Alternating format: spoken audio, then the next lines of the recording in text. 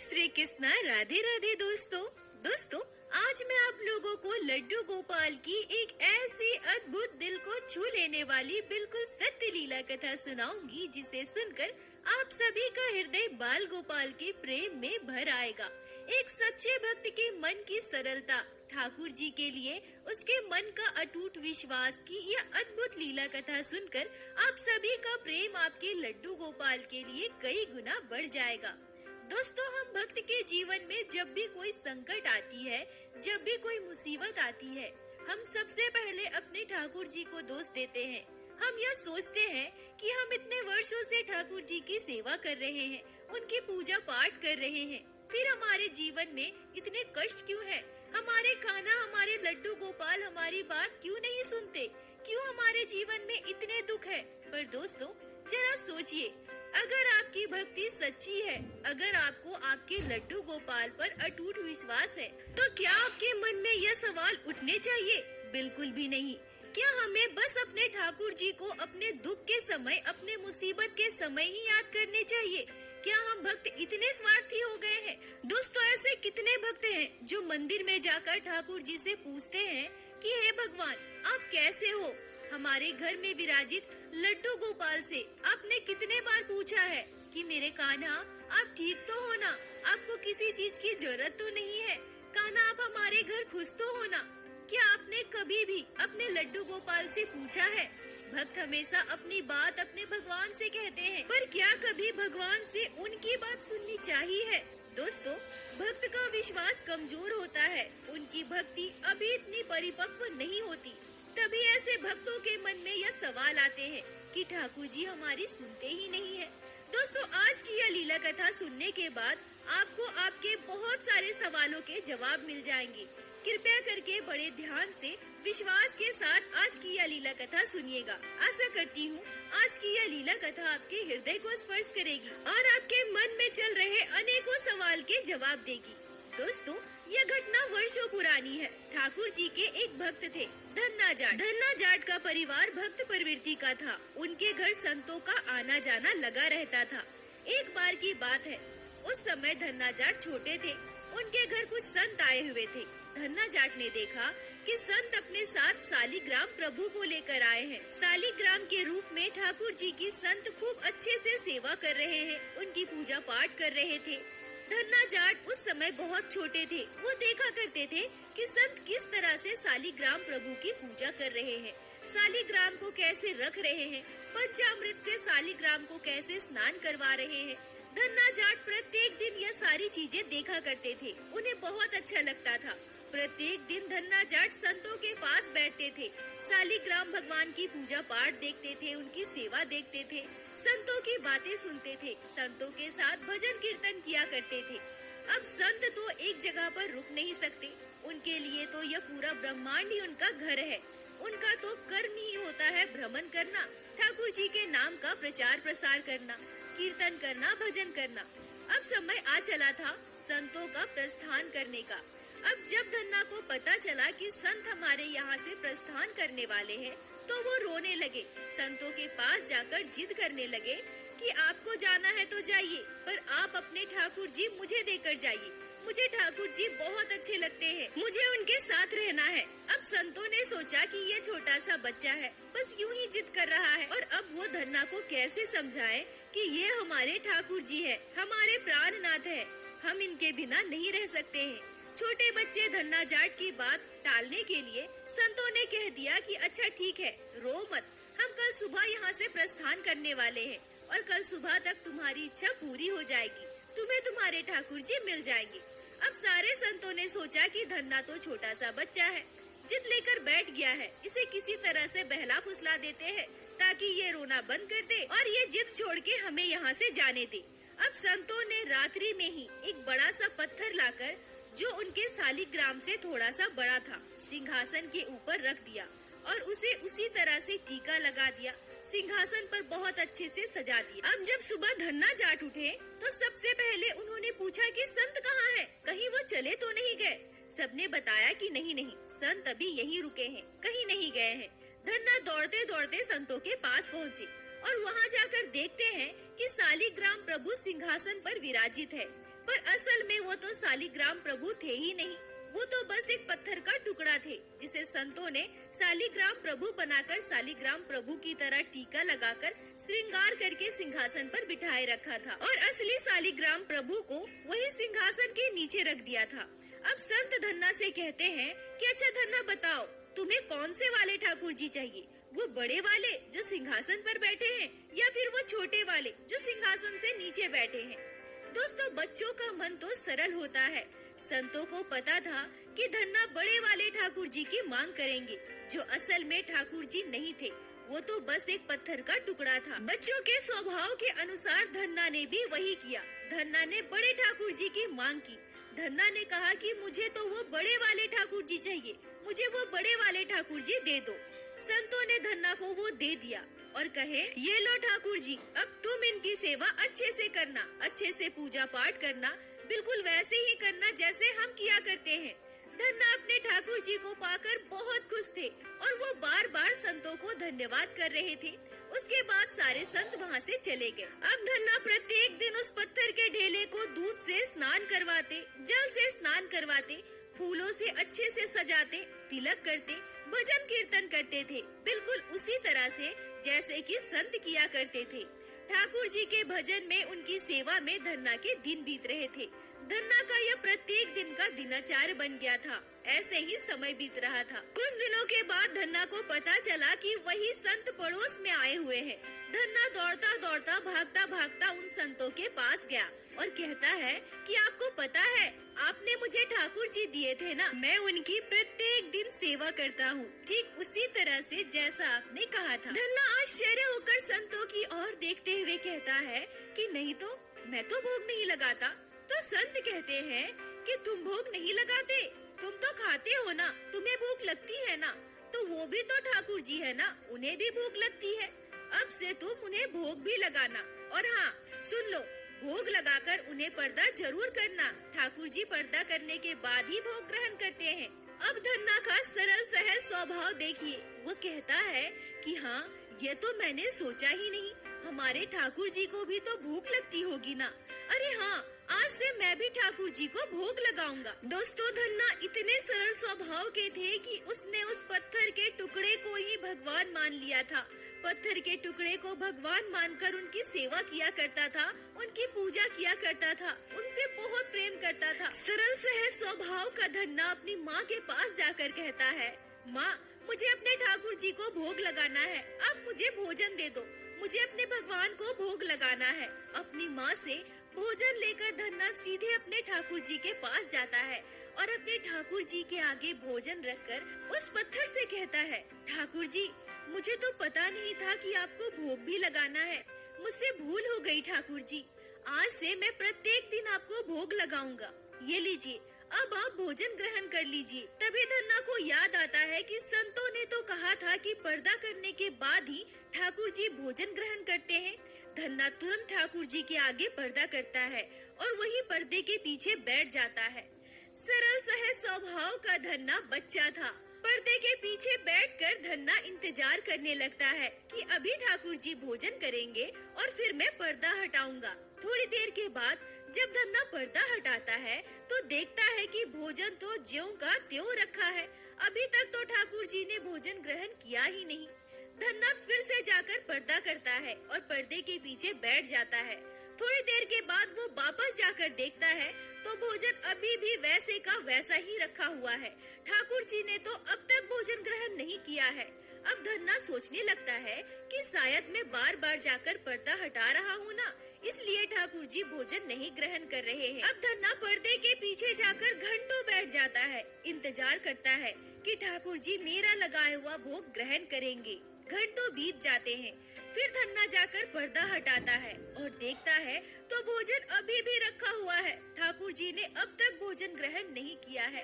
अब धन्ना रोने लगता है और उस पत्थर के टुकड़े को, जिसे वो ठाकुर जी मान बैठा था, उससे कहता है कि हे मेरे ठाकुर जी, मैं कब से बैठकर इंतजार कर रहा हूँ, पर आप तो मेरा भोजन ग्रहण ही नहीं कर रहे हैं।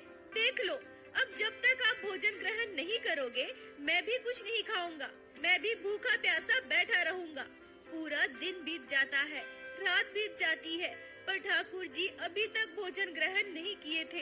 अगले दिन धन्ना गैया चराने जाता है, अपनी माँ से गुड़ रोटी लेकर जाता है और दोपहर को ठाकुर जी को गुड़ रोटी का भोग लगाता है और ठाकुर जी के आगे पर्दा करता है। धन्ना ने कल से कुछ भी नहीं खाया था, पर आज फिर से ठाकुर जी भोजन ग्रहण नहीं करते हैं।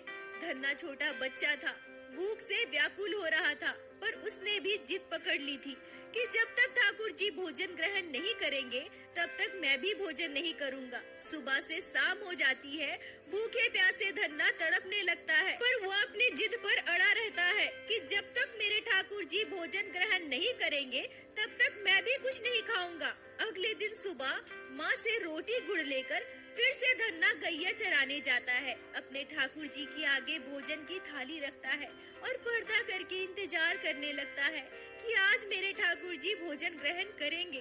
कुछ समय के बाद जब धन्ना पर्दा हटाता है तो देखता है कि भोजन की थाली आज भी वैसी की वैसी ही रखी है। मेरे ठाकुर जी ने तो आज भी भोजन ग्रहण नहीं किया है। छोटा सा बच्चा धन्ना भूख बर्दाश्त नहीं कर पाता है और वो जोर जोर से चिल्ला चिल्ला कर रोने लगता है। ठाकुर जी से कहता है, आपको मुझ पर जरा भी तरस नहीं आती? आप नहीं देख रहे कि मैं 3 दिनों से भूखा हूँ? आप मेरी बात क्यों नहीं सुनते भगवान? आपको सभी 56 भोग लगाते हैं, पर मेरे पास तो बस गुड़ रोटी है, इसलिए आप मेरा भोजन ग्रहण नहीं कर रहे हैं ना? हे ठाकुर जी, यह कहकर धन्ना पर्दे के पीछे बैठे बैठे रोता रहता है। तभी कुछ देर के बाद जब धन्ना दोबारा पर्दा हटाता है तो क्या देखता है? हमारे मोर मुकुटधारी हमारे ठाकुर जी, छोटे से बाल गोपाल हमारे लड्डू गोपाल, बाल स्वरूप में भगवान श्री कृष्ण धन्ना का लाया हुआ गुड़ रोटी का भोग ग्रहण कर रहे हैं। धन्ना ठाकुर जी को डांटने लगता है। धन्ना जोर जोर से ठाकुर जी से कहता है, मैं कब से आपको पुकार रहा हूँ, कब से आपको बुला रहा हूँ, यह कोई समय है आने का? देखो तो, मैं तो माँ से गरम गरम रोटी लेकर आया था, देखो ना सारा भोजन भी ठंडा हो गया। हमारे मोर मुकुटधारी हमारे ठाकुर जी मुस्कुराते हुए धन्ना से कहते हैं कि कोई बात नहीं, मुझे तो इस ठंडे भोजन में भी आनंद आ रहा है। दोस्तों, भले ही वह सालिग्राम असली नहीं थे, पर हमारे ठाकुर जी तो कण कण में विराजित है। भगवान सिर्फ मूर्तियों या मंदिरों में ही नहीं होते, हम उन्हें अगर महसूस करें तो वो हवाओं में है, हमारे सांसों में है। भगवान तो कण कण में है, कण कण में वास है हमारे ठाकुर जी का। ठाकुर जी बड़े ही प्रेम से धन्ना का भोजन ग्रहण कर रहे थे। अब यह प्रत्येक दिन की प्रक्रिया बन गई थी। धन्ना प्रत्येक दिन ठाकुर जी को भोग लगाता और प्रत्येक दिन ठाकुर जी भोग ग्रहण करने आते थे। धीरे धीरे धन्ना बड़ा होने लगा था। धन्ना तो प्रत्येक दिन गैया चराने जाता था और अपने ठाकुर जी को भी अपने जेब में भरकर ले जाया करता था। दोस्तों, धन्ना का सरल स्वभाव देखिए, वो गांव से दूर जंगलों में जाकर ठाकुर जी को अपने जेब से निकालता था और कहता था, ठाकुर जी यहाँ कोई नहीं है, आप जल्दी से प्रकट हो जाओ, हम दोनों मिलकर भोजन करेंगे, ढेर सारी बातें करेंगे, साथ में खेलेंगे और गैया भी चराएंगे। ठाकुर जी के प्रति धन्ना की भक्ति और प्रेम इतनी गहरी हो गई थी कि हमारे ठाकुर जी धन्ना के सरल सहज स्वभाव से रीझ गए थे। ठाकुर जी धन्ना का मित्र बन चुके थे। दोस्तों, हमारे ठाकुर जी को कुछ भी नहीं चाहिए, वो तो बस हमारे भक्ति से, सच्चे दिल के भाव से ही रीझ जाते हैं, भक्त के प्रेम से प्रसन्न हो जाते हैं। एक दिन हुआ यूं कि धन्ना के घर कुछ रिश्तेदार आए थे। धन्ना आज गैया चराने नहीं जा पा रहा था। ठाकुर जी धन्ना से पूछते हैं कि धन्ना, तुम आज गैया चराने नहीं जाओगे क्या? धन्ना कहते हैं कि आज मेरे घर रिश्तेदार आए हैं, मैं आज गैया चराने नहीं जा पाऊंगा। तब ठाकुर जी धन्ना से कहते हैं कि कोई बात नहीं, आज तुम्हारी गैया मैं चरा कर लाऊंगा, तुम चलो सारी गैया के साथ मुझे गांव से बाहर छोड़ कर आओ। धन्ना ने भी बिल्कुल ऐसा ही किया। सारी गैया लेकर ठाकुर जी को जेब में लेकर गांव से बाहर जंगलों में चले गए और वहां जाकर ठाकुर जी को जेब से निकाल कर कहते हैं, ठाकुर जी यहाँ आप प्रकट हो जाओ, यहाँ कोई नहीं है, बस मैं और मेरी गैया है। ठाकुर जी प्रकट होकर गैया चराने लगे और धन्ना अपने घर वापस आ गए। अब ये हमेशा की प्रक्रिया बन गई थी।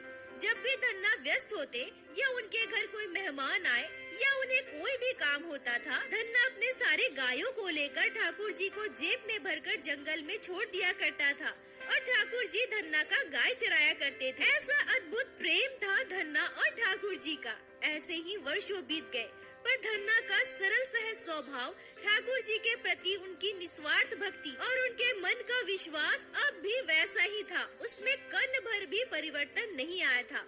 वर्षों बाद संत दोबारा गांव में आए। धन्ना को पता चला कि संत आए हैं। धन्ना भागा भागा उन संतों के पास गया और जाकर संतों से कहते हैं, आप सभी की बहुत बड़ी कृपा है जो आपने मुझे ठाकुर जी दिए थे। ठाकुर जी मेरे साथ रहते हैं, मेरे साथ खाते हैं, मेरे साथ घूमते हैं। ठाकुर जी मेरे मित्र हैं।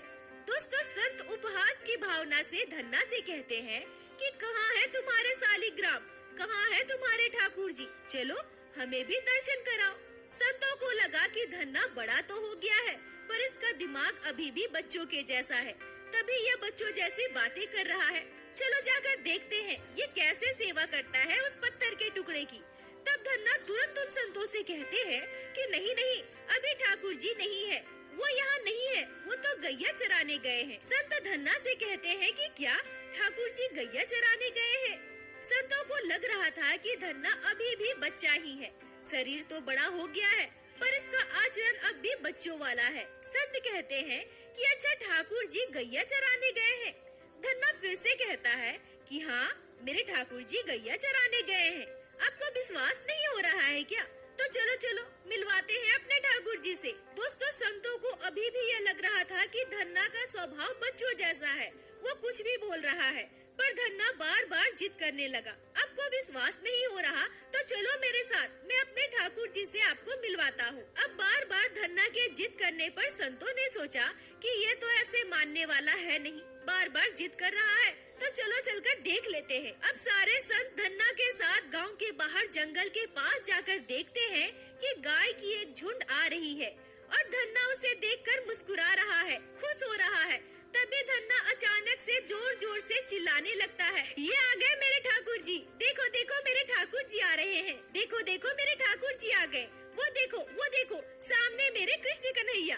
तभी संत चिल्लाकर पूछते हैं कि कहाँ है कृष्ण कन्हैया, कहाँ है ठाकुर जी? धन्ना बताओ ना, कहाँ है कृष्ण कन्हैया? हमें तो दिखाई नहीं दे रहे हैं, तो पागल हो गए हो क्या? धन्ना संत से कहते हैं कि अरे वो देखिए सामने मेरे ठाकुर जी, मोर मुकुटधारी, हाथ में बंसी लिए, गले में बैजंती माला, पीताम्बरी पहने, घुंघरेले केस वाले, ये देखो सामने आ रहे हैं मेरे कृष्ण कन्हैया।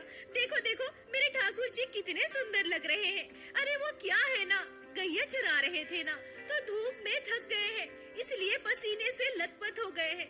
धूल मिट्टी लग गई है मेरे कन्हैया के चेहरे पर। अरे देखो ना, मेरे कन्हैया सामने खड़े हैं। वहाँ उपस्थित सारे संत आश्चर्य थे। संत कहते हैं कि धन्ना ये कैसी बातें कर रहे हो, और ठाकुर जी के स्वरूप का ऐसा वर्णन तो भागवत में है, तुम्हें ये सब कैसे पता? कहाँ से सुना है तुमने ये सब? धन्ना कहते हैं कि मैंने कहीं से नहीं सुना। अरे ठाकुर जी तो मेरे सामने है, मैं तो ठाकुर जी को देख रहा हूँ, और आप लोग ये कैसी बातें कर रहे हो? क्या आपको मेरे ठाकुर जी दिखाई नहीं दे रहे? वो देखो ना, देखो सामने आ रहे हैं मेरे मोर मुकुटधारी, हाथ में बंसी लिए, मेरे कृष्ण कन्हैया। देखो देखो गायों के बीच आ रहे हैं। धन्ना बहुत खुश थे, और धन्ना को खुश देखकर संत समझ चुके थे कि धन्ना सच बोल रहे हैं। धन्ना सच में ठाकुर जी को देख पा रहे हैं, ठाकुर जी धन्ना को दिखाई दे रहे हैं। संतों ने वर्षों तपस्या की, ठाकुर जी की सेवा की थी, पर ठाकुर जी को पाए नहीं थे। और ठाकुर जी मिलते भी तो कैसे? ऐसी सरलता किसी में नहीं होती है जितनी धन्ना में थी। ठाकुर जी से निस्वार्थ प्रेम करना सबकी बस की बात नहीं है। दोस्तों, जब आपका मन इतना सरल सहज हो जाता है, आप निस्वार्थ भाव से, बिना किसी उम्मीद के, बिना किसी चाह के ठाकुर जी की सेवा करते हैं, जब आपके मन में यह चिंता नहीं होती कि मेरा भविष्य क्या होगा, मेरे साथ ये क्या हो रहा है, मेरे जीवन में कौन से दुख आ रहे हैं, आपका विश्वास इतना प्रबल हो जाता है कि आपको किसी चीज की सुध-बुध नहीं होती। आपको आपके जीवन में आने वाले भविष्य की क्या, अगले क्षण की भी चिंता नहीं होती। तब ठाकुर जी आपके साथ होते हैं। एक बार आप निस्वार्थ भाव से अपना सर्वस्व अपने ठाकुर जी को सौंप दीजिए, निस्वार्थ भाव से ठाकुर जी की सेवा कीजिए, दोस्तों, अपने ठाकुर जी अपने लड्डू गोपाल से हमेशा मांगने की अपेक्षा कभी उनसे पूछिए कि ठाकुर जी आप ठीक हो ना। मंदिरों में जाते हो तो भगवान के आगे हाथ जोड़कर उनसे पूछिए कि भगवान आपको कोई दिक्कत तो नहीं है, क्या आप हमसे कुछ कहना चाहते हैं। दोस्तों, वो अनंत कोटि ब्रह्मांड के स्वामी है, उन्हें भला हम क्या दे सकते हैं और हमारे ठाकुर जी को भला हमसे चाहिए भी क्या। पर सर्वदा याद रखिए दोस्तों, जब हम प्रेम से अपने ठाकुर जी से बात करते हैं, अपना सर्वस्व अपने ठाकुर जी पर निछावर कर देते हैं, हमारी सारी चिंताएं, उम्मीदें, आकांक्षाएं सब कुछ ठाकुर जी के चरणों में डाल देते हैं, तो अब हमारी चिंता हमारे ठाकुर जी करते हैं। जरा सोच कर देखिए दोस्तों, जिसकी चिंता स्वयं इस त्रिलोक के स्वामी हमारे ठाकुर जी करे, उसे भला किसी चीज से डरने की क्या आवश्यकता है, उसे भला उसके भविष्य की चिंता करने की क्या आवश्यकता है। दोस्तों, हमारे ठाकुर जी से मांगने की अपेक्षा निस्वार्थ भाव से एक बार ठाकुर जी से प्रेम कीजिए, बिल्कुल धन्ना जाट की तरह। फिर आप देखना दोस्तों, धन्ना जाट की तरह हम इतने सौभाग्यशाली तो नहीं, हम इस कलयुग में वास करने वाले तुच्छ मानव हैं, पर शायद हमारे ठाकुर जी की हम पर इतनी कृपा हो जाए कि उनके अंश मात्र का हमें आभास हो जाए। और दोस्तों, मेरे साथ एक बार प्रेम से कहिए, बोलो बाके बिहारी लाल की जय, लड्डू गोपाल की जय, जय जय श्री राधे। दोस्तों, यदि आप लोगों को आज की यह लीला कथा अच्छी लगी हो, आपके हृदय को स्पर्श की हो, तो कृपया वीडियो को लाइक करके अपने दोस्तों के साथ शेयर अवश्य करें, जिससे बाकी भक्त भी लड्डू गोपाल की इस अद्भुत लीला कथा को श्रवण कर सके। और हमारे चैनल को सब्सक्राइब करें, जिससे प्रतिदिन आप लोग हमारे चैनल पे श्री बाके बिहारी श्री लड्डू गोपाल की लीला कथा सुन सके। दोस्तों, यदि आपके जीवन में घटी हो कोई भी चमत्कारी घटना या लड्डू गोपाल ने कभी भी की हो कोई भी लीला, जिसे आप हम सभी के साथ शेयर करना चाहते हैं, तो कृपया हमें इंस्टाग्राम पे मैसेज करें। हम आपसे कांटेक्ट करेंगे और आपकी उस लीला कथा को हमारे चैनल पे बाकी सारे भक्तों के साथ शेयर अवश्य करेंगे। लड्डू गोपाल की कृपा आप पर और आपके पूरे परिवार पर बनी रहे। राधे राधे दोस्तों।